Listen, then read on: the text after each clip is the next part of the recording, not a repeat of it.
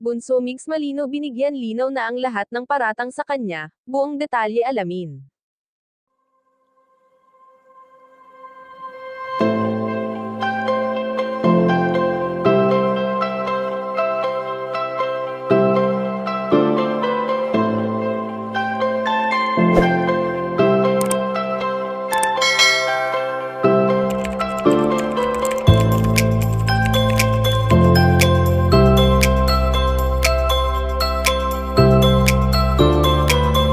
Alam naman natin na marami pa rin ang naniniwala sa kakayahan ng nag-iisang si Bunso Mix Malino, dahil bukod sa pagiging bibo nito ay sadyang good vibes ang tanging hatid nito sa lahat.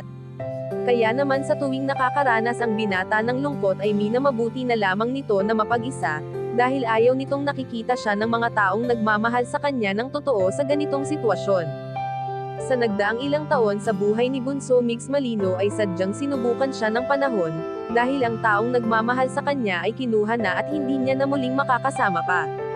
Masakit man para sa binata, ngunit kailangan niyang magpatuloy sa buhay kahit na mag-isa na lamang siya at hindi naman siya pinapabayaan ng kanyang pamilya.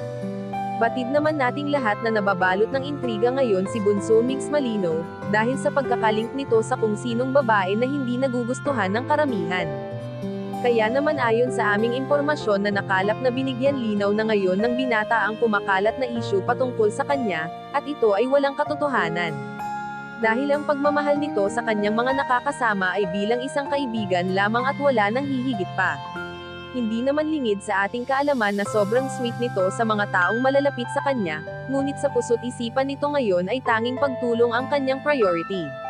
Kayo mga ka-chika, anong masasabi nyo dito? Please leave the comment and don't forget to subscribe.